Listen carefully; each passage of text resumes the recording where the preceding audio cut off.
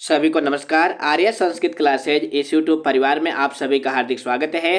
प्यारे बच्चों, जिसका इंतजार था वो वीडियो आ चुकी है, समास की वीडियो। इसके लिए हमने आज सुबह से ही आपकी जो संस्कृत की पुस्तक है सेमुसी द्वितीयो भागा, उस पुस्तक के सभी पाठों को पढ़ के जितने इम्पोर्टेंट उदाहरण हो सकते थे उसको हमने लिखा है। तो यह वीडियो समास के लिए आपको पूरे 4 नंबर दिलाएगी।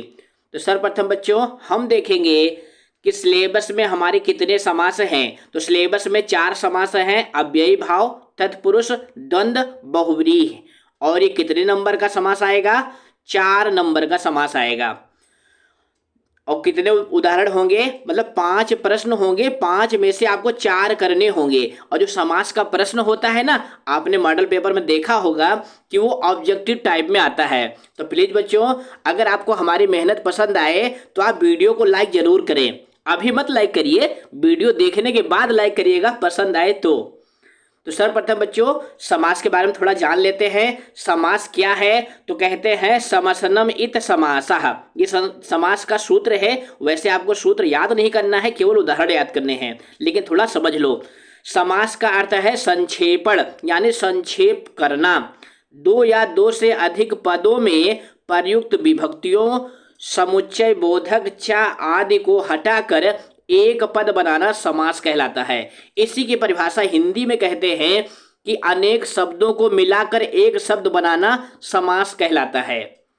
तो उसी शब्द को संस्कृत में पद कहते हैं, यानी 2 या 2 से अधिक पदों को मिला करके क्या बनाना? एक पद बनाना समास कहलाता है। जैसे यहाँ पे उदाहरण देखो, लिखा हुआ है गायने कुशलः। अब यहाँ पे 2 पद है ना, गायने कुशला, दोनों को एक पद बना दिया गया, गायन कुशलः। अब ये एक पद है, ये 2 पद है, ये समास है। और ये जो है क्या है? विग्रह। आपके पेपर में प्रश्न क्या आएगा? आपके पेपर में प्रश्न आएगा समासम विग्रहम वा, क्योंकि प्रश्न क्या आएगा उसके अकॉर्डिंग हमें तैयारी करनी है। तो आपके पेपर में समास का नाम नहीं पूछा जाएगा, केवल समास पूछा जाएगा, विग्रह पूछा जाएगा। विग्रह क्या होता है? जो समस्त पद है उसको अर्थ के अनुसार पदों को अलग अलग लिखना विग्रह कहलाता है। दोनों का अर्थ एक ही होता है। जैसे यहाँ पे अगला उदाहरण देखो, राज्ञः पुरुषः। राज्ञः मतलब राजा का, पुरुषः मतलब पुरुष। अब इसी को समास बनाएंगे तो क्या हो जाएगा? राजपुरुषः। क्या हो जाएगा? राजपुरुषः। दोनों का एक ही अर्थ है, क्या है? राजा का पुरुष। अब यहां पर देखो क्या करते हैं समास में। समास में यहां पे देखो 2 पद है, दोनों पदों में विभक्ति लगी हुई है, इसमें षष्ठी लगी हुई है, इसमें प्रथमा लगी हुई है। तो दोनों पदों में जब समास करेंगे तो जो पहला पद होगा, ध्यान से देखिएगा, समास में इसको बोलते हैं पूर्व पद, इसको बोलते हैं उत्तर पद। ये राज्ञः क्या है? पूर्व पद है, ध्यान से देखिएगा, पूर्व पद। और ये पुरुषः क्या है? ये जो है उत्तर पद है। कैसा पद है? उत्तर पद। तो जब विभक्ति का लोप करते हैं ना, तो वैसे दोनों विभक्तियों को लोप करते हैं, लेकिन कभी कभी पूर्व पद की विभक्ति का लोप करके ही काम चला लेते हैं। द्वंद्व समास में दोनों पदों की विभक्तियों का लोप होता है, फिर उसके वचन के अनुसार विभक्ति लगती है। तो जैसे यहाँ पे देखो राज्ञः पुरुषः, तो राज्ञः हमें षष्ठी है, समास होने पर क्या हो गया? राजपुरुषः। यानी राज्ञः की विभक्ति का लोप करके राज बना दिया गया और पुरुषः लगा दिया गया, यानी यहाँ पे विभक्ति का लोप हुआ है। आगे देखिए अगला उदाहरण है सीता च रामश्च। सीता च रामश्च, समास होके क्या बन गया? सीता रामौ। अब ये द्वंद्व समास का उदाहरण है, आगे हम विस्तार से पढ़ेंगे। तो यहां पे देखो, यहां जो समुच्चय बोधक चा है, यहां भी चा है, यहां भी चा है, दोनों जगह चा है, उसका लोप हुआ है और विभक्ति का लोप हुआ है। अगला उदाहरण देखिए, विद्या एव धनम यस्य सः। विद्या ही धन है जिसका, वह क्या कहलाएगा? विद्याधनः। अब ये बहुब्रीहि समास का उदाहरण है। इसमें पद में जो कुछ विशेष पद लगे हैं ना, उनका भी लोप हुआ है। किसका किसका लोप हुआ है? देखिए यहां से लेकर के इनका लोप हो गया है, एव का लोप हो गया है। क्या बना है? विद्याधनम, तो विद्याधनः। अब यहाँ पे धनः क्यों आया है? क्योंकि ये पुरुष के लिए है।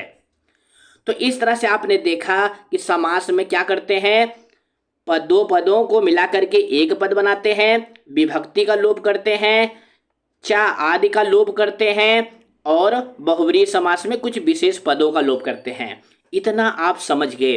अब आते हैं सीधा अपने टॉपिक पे। तो देखो, पहला आपका समास है अव्ययी भाव। अव्ययी भाव, इसका नाम क्या है? अव्ययी भाव, यानी जो अव्यय नहीं है वो अव्यय के साथ मिल करके अव्यय बन जाना ही अव्ययी भाव कहलाता है। इस समास में पहला पद अव्यय होने के साथ ही साथ प्रधान भी होता है, यानी समास में दो पद होंगे, पहला पद अव्यय होगा और वह प्रधान होगा। और क्या विशेष है? समास होने पर समस्त पद, यानी जो समास है वह भी अव्यय बन जाता है और नपुंसक लिंग में प्रयुक्त होता है। इसके लिंग का ध्यान रखिएगा, क्योंकि संस्कृत में 3 लिंग होते हैं, लेकिन जो अव्ययी भाव समास है इसका जो समास होगा वह किस लिंग में होगा? नपुंसक लिंग में। समझ गए? जैसे यहाँ पे एक उदाहरण दिया गया है, प्रतिगृहम। तो क्या होगा? गृहम गृहम प्रति। यह जो है विग्रह है, ये क्या है? विग्रह है, और यह क्या है? समास है। तो यहां पर देखो, ये समास हुआ ना किस लिंग में है? नपुंसक लिंग में है। गृहम गृहम प्रति प्रतिगृहम। अब बात आती है कि अव्ययी भाव समास में कितने अव्यय के साथ आपको समास करना है, क्योंकि अव्ययी भाव समास 16 अर्थों में होता है, लेकिन 16 अर्थों में बड़ी कक्षाओं में पढ़ाया जाता है। 10वीं क्लास के बच्चे को केवल 6 अर्थों में पढ़ाते हैं। ये देखो, केवल 6 अर्थों में, सा, अनु, उप, निर, प्रति, यथा। इनको कॉपी में नोट कर लो कितने अर्थ में। अब ये क्या है? ये उपसर्ग हैं या अव्यय हैं, और इनका एक अर्थ होता है। ये अर्थ इसलिए यहाँ पे लिखा गया है कि आप जो है ना, जब विग्रह करेंगे तो यही उसके उत्तर पद में बाद में जोड़ेंगे। यानी जब सह होगा, समस्त पद में सा होगा, तो उसका अर्थ क्या होगा? सहितम या सह। इसका क्या अर्थ होता है? साथ। सहितम मान क्या होता है? साथ। अनु, अनु का क्या अर्थ होता है? योग्यम या पक्षात। जैसे एक उदाहरण ले लेते हैं, अनुरूपम। क्या उदाहरण है? अनुरूपम। तो इसका जो विग्रह होगा वो होगा रूपस्य योग्यम। क्या होगा? रूपस्य योग्यम। अब यहां देखो ना, योग्यम कहां से आया है, क्यों आया है? क्योंकि यहाँ पे अनु है, तो अनु का अर्थ क्या होता है? योग्यता भी होता है, पश्चात भी होता है। ये आगे हम उदाहरण में देखेंगे। यहां बस केवल ये समझना है कि कितने अर्थों में ये अव्ययी भाव समास होता है। उप, उप मतलब होता है समीपम। निर, निर का क्या अर्थ है? अभावः, अभाव। प्रति, प्रति इसका प्रयोग होगा तो उत्तर पदम द्विवारम, यानी जो बाद वाला पद होगा ना उसको 2 बार लिखेंगे। कितनी बार लिखेंगे? 2 बार लिखेंगे। कैसे? ये देखिए, अभी जो हमने आपको ऊपर उदाहरण दिखाया नहीं था, देखो प्रतिगृहम। तो यहाँ पे देखो, ये गृहम है उत्तर पद, ये है पूर्व पद, तो प्रति को गायब कर दिया विग्रह में, यानी प्रति को बाद में लिख दिया, और गृहम गृहम 2 बार लिखना है। ये विकल्प मिलेंगे, तो आपको चयन करते समय यही बातों का ध्यान रखना है, इन्हीं बातों का ध्यान रखना है, तभी समास में आप जो है 4 नंबर प्राप्त करेंगे। उसके बाद अगला क्या है? यथा। ध्यान से देखिएगा, अगला क्या है? यथा। यथा माने जैसे होता है, लेकिन समास में इसका अर्थ होता है अनतिक्रम। क्या होता है? अनतिक्रम। अब इसका क्या अर्थ होता है? इसका अर्थ होता है अतिक्रमण ना करके। इसका क्या अर्थ होता है? अतिक्रमण ना करके। अतिक्रमण मतलब क्या होता है? सीमा का उल्लंघन ना करके। जैसे कहते हैं, जैसे कोई कहता है हमको 100 रुपये दान कर दो, तो आप क्या कहते हैं? हम यथाशक्ति दान करेंगे। क्या कहते हैं? यथाशक्ति दान करेंगे, यानी जितनी मेरी शक्ति है मैं अपनी शक्ति का अतिक्रमण नहीं कर सकता।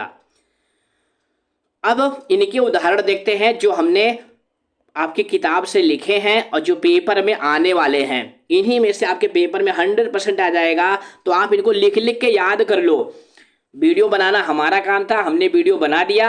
अब आपका काम है कि आप इसको जल्दी जल्दी रट्टा मार करके और पेपर में अच्छे नंबर ले आइए। तो मलेन सहितम, इसका अर्थ होगा समलम। दोनों का एक ही अर्थ है, मल से युक्त। क्या अर्थ है? मल से युक्त। अब यहां देखो ना सा आया हुआ है इसीलिए सहितम आया हुआ है।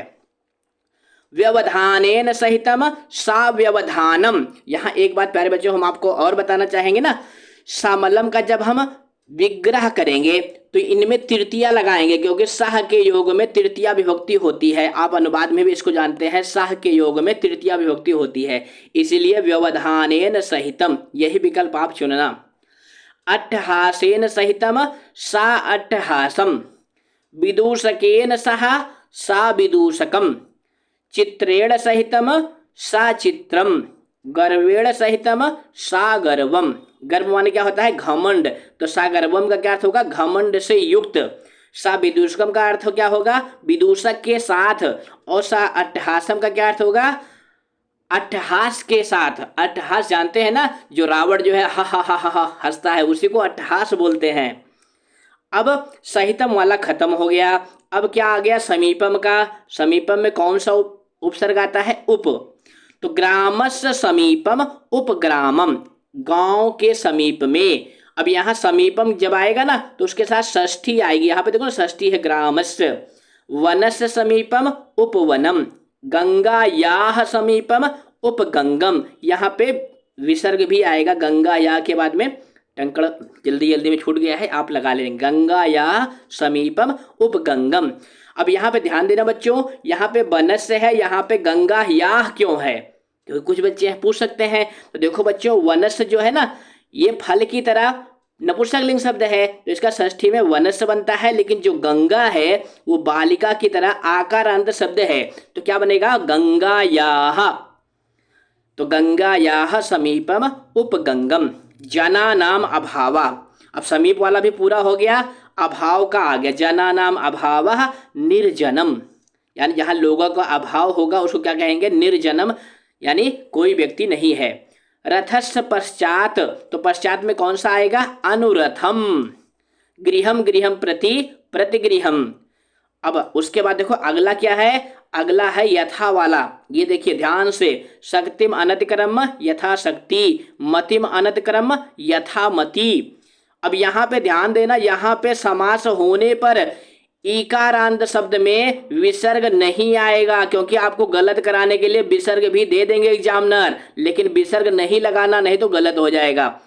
यानी यथा शक्ति पे और यथा मति पे, यानी नपुंसक लिंग में किसी भी समस्त पद में विसर्ग नहीं आएगा, ये मान लेना। अव्ययी भाव समास में किसी भी पद में विसर्ग नहीं आएगा, क्योंकि विकल्प में आपको यथाशक्ति इस तरह से भी लिखा मिलेगा, क्योंकि एग्जामिनर हैं वो तो देखेगा ना कि आपको कितना आता है। तो ये छोटी छोटी गलतियां हैं जो आपको जानते हुए भी गलत करा देंगी। तो आपको गलत नहीं करना है, क्योंकि आप हमारी वीडियो से पढ़ रहे हैं, तो ये विसर्ग यहाँ पे नहीं होगा। क्या होगा? यथाशक्ति यथामति। उसके बाद उपश्रृंगालस्य समीपम। अब यहाँ पे उप लिख गया है, इसको हटा देंगे, केवल है श्रृंगालस्य समीपम उपश्रृंगालम। अनुक्रोशस्य अभावः निरअनुक्रोशम। अनुक्रोश कहते हैं क्रोध को। अनुक्रोश किसे कहते हैं? क्रोध को। तो क्रोध के अभाव को निरअनुक्रोशम कहते हैं। चलिए आगे देखते हैं। एकम एकम प्रति प्रत्येकम। वृष्टेः पश्चात अनुवृष्टि। वृष्टेः यानी बरसात के बाद, तो क्या होगा? अनुवृष्टि। अब यहाँ पे भी विसर्ग नहीं आएगा, ये ध्यान रखना। समयम अनतिक्रम यथा समयम। पिछली बार प्री बोर्ड में या बोर्ड के पेपर में यथा समयम आया हुआ था। उसके बाद अगला है मला नाम अभावः निर्मलम दिनम दिनम प्रति प्रतिदिनम। तो इस तरह से 21 उदाहरण हो गए अव्ययी भाव समास के। हम जानते हैं कि आप इतने इंटेलिजेंट तो है नहीं कि एक रात में सारे उदाहरण याद कर लेंगे। तो आप बेस्ट तरीका क्या है कि आप इनको कॉपी में 5-6 बार लिख डालिए, नहीं तो कम से कम 2 बार तो जरूर लिख डालिए। 2 बार लिखे रहेंगे तो पेपर के टाइम में एक बार तो याद आ ही जाएगा, क्योंकि विकल्प में आएंगे। आपको लिखना नहीं है, चुनना है, तो चुनने में आप गलती नहीं करेंगे। चलिए इसके बाद आता है तत्पुरुष समास। तत्पुरुष समास में क्या है, उसकी परिभाषा क्या है कि इस समास में प्रायः उत्तर पद की प्रधानता होती है। इनके दोनों पदों में अलग अलग विभक्तियां होती हैं। कहीं कहीं पर दोनों पदों में समान विभक्ति भी होती है। ऐसी स्थिति में पूर्व पद की विभक्ति का लोप करके समस्त पद बनाया जाता है। ध्यान दीजिएगा, कि तत्पुरुष समास में क्या करते हैं, पूर्व पद की विभक्ति का लोप करके समस्त पद बना लिया जाता है। यानी दोनों पदों की विभक्ति का लोप नहीं करना है, क्या करना है, पूर्व पद की विभक्ति का लोप करना है। जैसे उदाहरण देखिए, वायोः मंडलम। अब यहाँ पे वायोः जो है ये पूर्व पद है, मंडलम क्या है, उत्तर पद है। तो आपको मंडलम को वैसे छोड़ देना है, केवल वायोः की विभक्ति का लोप करना है। अब वायोः इसका मूल शब्द क्या है, ये जो है वायु शब्द का रूप है, किसका, वायु। बस यहाँ पे वायुमंडलम कर देना है। कैसे करना है फिर से समझिए। तत्पुरुष समास में पूर्व पद की विभक्ति का लोप करके समस्त पद बनाया जाता है। यानी जो पहला पद होगा केवल उसी विभक्ति का लोप करके दोनों को चिपका देंगे। चिपका देंगे मतलब मिला देंगे, तो हो जाएगा वायुमंडलम। उसी तरह से अगला क्या है, महानगराणाम मध्ये, महानगर मध्ये। अब यहाँ भी देखो ना, नगराणाम यहाँ पे षष्ठी विभक्ति का बहुवचन है, तो यहाँ पे क्या हो गया, महानगर मध्ये। अब प्यारे बच्चों ध्यान देना, आपके पेपर में अगर वायुमंडलम आ गया ना तो क्या चुनेंगे, वायु मंडलम, क्योंकि इसका अर्थ होता है वायु का मंडल। महानगराणाम मध्ये, महानगर मध्ये, इसका अर्थ होता है महानगरों के बीच में। जनानाम ग्रसनम, जन ग्रसनम। वाष्पयाना नाम माला, वाष्पयान माला। अगला है याना नाम पंक्तयः, यानी गाड़ियों की कतारें, तो हो जाएगा यान पंक्तयः, पहले पद की विभक्ति लोप। कुत्सित वस्तु भी मिश्रितम, तो इसका हो जाएगा कुत्सित वस्त्र मिश्रितम। प्री बोर्ड में या मिड टर्म के पेपर में ये उदाहरण आया हुआ था, आपने देखा होगा। अगला है धरायाः तलम, धरातलम। ग्रामस्य अन्ते, ग्रामान्ते। उसके बाद अगला क्या है, पैसः पूरम, पायः पूरम। पयः माने क्या होता है, पानी, और पूरम माने भरा हुआ, जल से भरा हुआ, इसलिए यहाँ पे तृतीया विभक्ति वो पंचमी विभक्ति आई हुई है। अगला है कुसुमा नाम आवली, कुसुमावली। आवली माने होता है लाइनें, तो फूलों की लाइनें बराबर क्या हो जाएगा, कुसुमावली। खगा नाम कुलम, खगकुलम, क्या हो जाएगा, खगकुलम। चलिए फटाफट फटाफट, क्योंकि टाइम नहीं है, आपके पास भी नहीं है, हमारे पास भी नहीं है। वनस्य देशम, वन देशम। सुखस्य संदेशम, सुख संदेशम। चाकचिक्क जालम, चाकचिक्क जालम। अब यहाँ पे देखो ना, चाकचिक्यस्य है, यहाँ पे चाकचिक्क है। जीवित रसस्य हरणम, जीवित रस हरणम, यानी जीवन के रस का हरण। परस्तरस्य तले, परस्तर तले, ये भी इंपॉर्टेंट है, परस्तर तले। अगला जो है ये भी बहुत महत्वपूर्ण है, बहुत पूछाता है। पुत्र द्वयेन उपेता, पुत्र द्वयोपेता। पितुः गृहम, पितृगृहम, ये दोनों उदाहरण बहुत महत्वपूर्ण है, वीवीआईपी हैं, इनको कई बार लिखेंगे। राज्ञः पुत्रः, ये भी बहुत महत्वपूर्ण है, राजपुत्रः। भायेन आकुलम, भायाकुलम बन जाएगा, क्या बन जाएगा, भायाकुलम। ये प्री बोर्ड के पेपर में आया हुआ था। उसके बाद अगला है तस्य अग्रतः, क्या हो जाएगा, तद अग्रतः। व्याघ्राणाम त्रयम, व्याघ्रत्रयम, यानी बाघों का त्रय, यानी 3 बाघ। भयात मुक्ता, भय मुक्ता, भय से मुक्त। बालस्य भावात, बाल भावात, यानी बालक के भाव के कारण।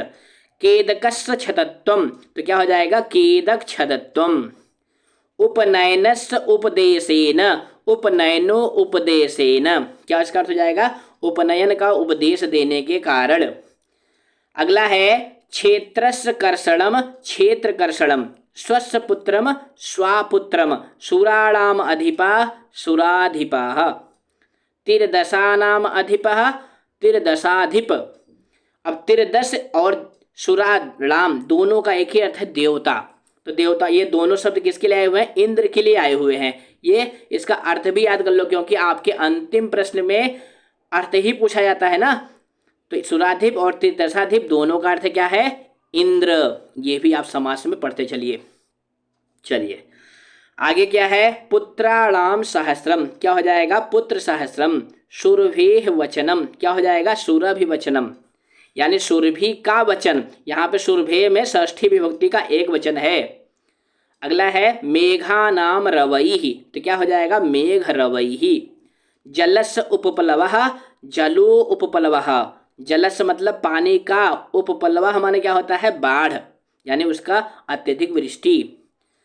हर्षस्य अतिकरेण, हर्षातिकरेण, अतिकरेण माने होता है अधिकता, और हर्षस्य माने होता है आनंद की। अब ये किस पाठ का है, जननी तुल्य वत्सला वाले पाठ का है। आप देख रहे हैं ना बच्चों कि हमने तत्पुरुष समास के 36 उदाहरण लिखे हुए हैं। कुटुंबस्य वृत्तांतः, कुटुंब वृत्तांतः, पूरी किताब आपके लिए हमने आज सुबह से ही खंगाल डाली कि हमारी वीडियो देखने वाले बच्चे का एक भी नंबर छूटना नहीं चाहिए। आपके टीचर भी संशय में पड़ जाएं कि हमारे इस बालक के इतने नंबर कैसे आ गए संस्कृत के पेपर में। अगला समास है आपका द्वंद्व समास। जिस समस्त पद में दोनों पदों की प्रधानता होती है, ध्यान दीजिएगा, जिस समस्त पद में दोनों पदों की प्रधानता होती है वहां द्वंद्व समास होता है। आप जानते हैं ना, द्वंद्व कहते हैं दोनों में द्वंद्व हो गया, यानी दोनों प्रधान हो गए, वहां पे द्वंद्व होता है। इसके विग्रह में ध्यान दीजिएगा, इसके विग्रह में चा का प्रयोग होता है। किसका प्रयोग होता है, चा का। जैसे लवश्चा कुशश्चा लौ कुशौ, लवश्चा कुशश्चा लौ कुशौ। अब यहां पे देखो बच्चों, यहां भी चा, यहां भी चा, अब दोनों चा को मिला लिया, क्या हो गए, चच्चा। चच्चा किस में आते हैं, द्वंद्व समास में। बस ऐसे याद कर लेना, चच्चा कहां आते हैं, द्वंद्व समास में। तो देखो बच्चों, चा का लोप कहां करेंगे, जब समास करेंगे। देखो ना, लवश्चा कुशश्चा क्या बन गया है, लौ कुशौ, यानी जब समास करेंगे तो चच्चा का लोप कर देंगे और विग्रह कर देंगे, करेंगे तो चच्चा को लगा देंगे।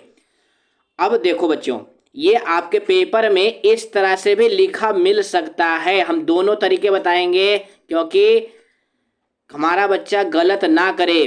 लवहचा कुशाचा इस तरह से भी लिखा मिल सकता है और इस तरह से भी लिखा मिल सकता है।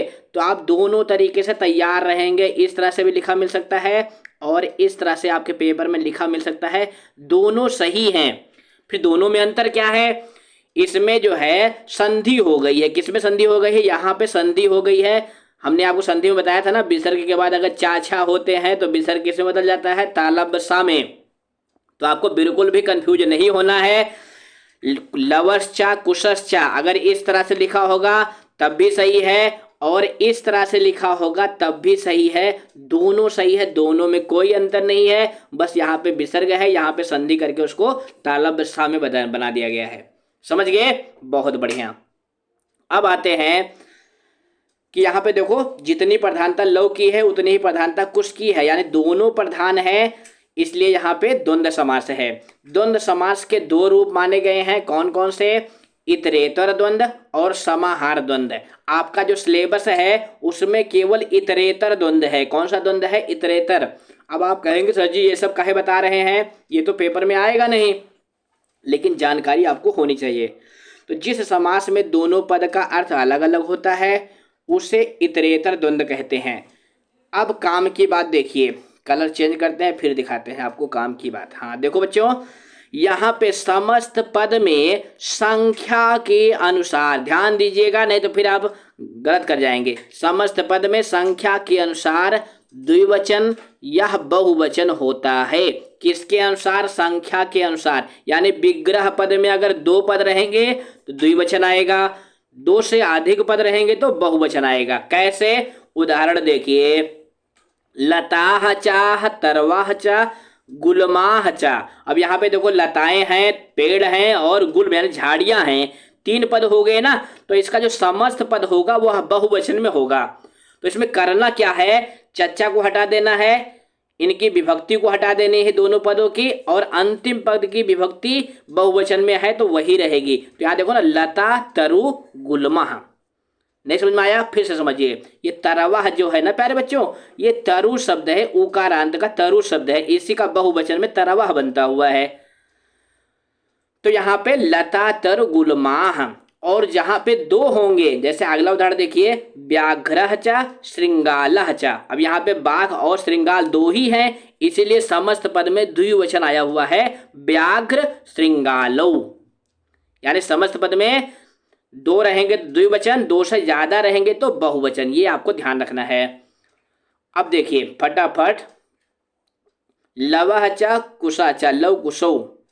अगले में देखिए लवह च कुशा च रामह च, यहाँ पे तीनों आ गए तो क्या हो गया लव कुश रामाह, क्योंकि बहुवचन तीन हो गए और यहाँ पे लव और कुश दोनों ही थे तो लव कुशौ, इतना ही आपको करना है।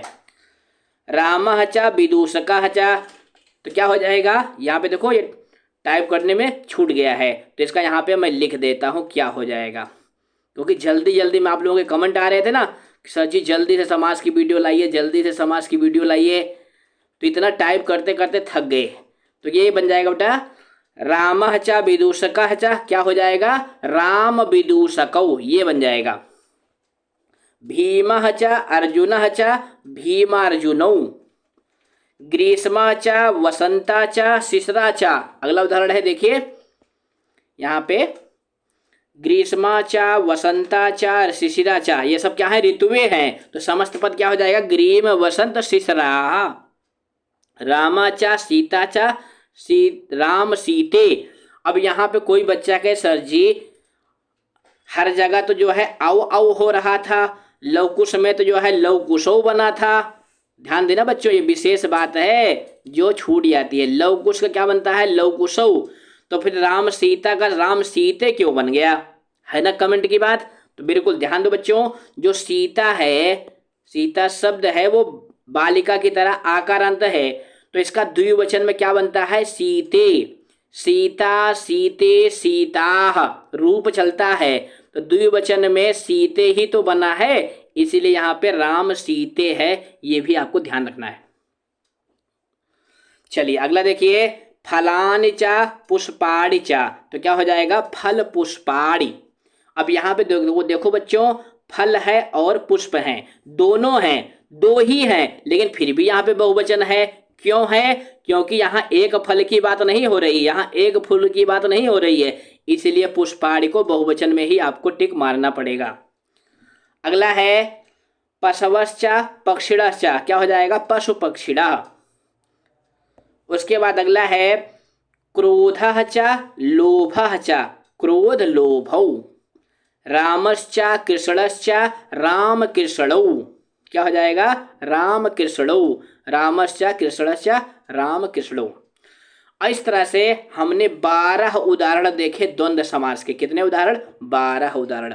अब आता है बहुब्रीहि समास। क्या आता है बहुब्रीहि समास। बहुब्रीहि समास की विशेषता क्या है, जिस समास में पूर्व तथा उत्तर दोनों पद प्रधान न होकर के किसी अन्य पद की प्रधानता होती है उसे बहुब्रीहि समास कहते हैं। पुनः समझिए बहुब्रीहि समास में न पूर्व पद प्रधान होगा न उत्तर पद प्रधान होगा, फिर प्रधान कौन होगा जो दूसरा पद है, यानी जो ये जो बहुब्रीहि समास होता है ना प्यारे बच्चों, ये होता है विशेषण। ये क्या होते हैं विशेषण होता है। क्या होता है विशेषण। तो ये विशेष जो इनका विशेष होगा वही प्रधान होगा, जो इनका विशेष होगा वही प्रधान होगा, उसी के अनुसार इनका लिंग आदि होता है। और विग्रह करते समय इसमें यश सा लगाते हैं और स्त्रीलिंग रहेगा तो यस्याह सा लगाएंगे। क्या लगाएंगे यस्याह सा, ये लगाएंगे। स्त्रीलिंग रहेगा तो, पुल्लिंग रहेगा तो यश सा। अब सीधा हम एग्जाम्पल पे आते हैं। हम मानते हैं कि समाज थोड़ा सा कठिन है, इतनी जल्दी समझ में नहीं आ सकता, लेकिन फिर भी आप रटने में माहिर तो है ही हैं। रटते रहिए, लिखते रहिए, ये हो सकता है 4 में से 4 आ जाए, नहीं तो 3 नंबर तो पा ही जाएंगे। एक एक नंबर बोर्ड के पेपर में बहुत महत्वपूर्ण होते हैं।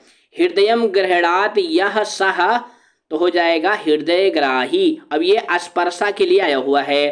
निर्गतः अनुक्रोशः यस्मात् सह, जिससे अनुक्रोश निकल गया है वह हो गया निरअनुक्रोशः। अगला जो उदाहरण है ये बहुत महत्वपूर्ण है। विमूढ़ाधी यस्य सा, विमूढ़धी, इसको बिल्कुल कम से कम 10 बार लिखिए क्योंकि बहुत महत्वपूर्ण है। इंगित ज्ञान फलम यासाम ताः, इंगित ज्ञान फलाः, ये बुधया के लिए आया हुआ है। समानम शीलम व्यसनम चा एसाम तेसु। अब यहाँ देखो ना तेसु है तो इसका जो समस्त पद बनेगा उसमें भी सु आएगा, समान शील व्यसनेसु, ये हो गया। उसके बाद जो अंतिम है प्यारे बच्चों स्थिता प्रज्ञा यशसः स्थित प्रज्ञा और ये विमूढ़ धी, ये दोनों बहुत महत्वपूर्ण हैं। हो सकता है इसमें से आ जाए। ये बहुत महत्वपूर्ण है, बहुत महत्वपूर्ण है, बार बार कह रहे हैं, इसलिए आप इनको नोट कर लें। तो प्लीज बच्चों, नए हैं तो चैनल को सब्सक्राइब करें और अन्य बच्चों को सजेस्ट करिए जो छठी में है, सातवीं में है, आठवीं में है। तो धन्यवाद बच्चों, बेस्ट ऑफ लक, फिर मिलेंगे, थैंक यू।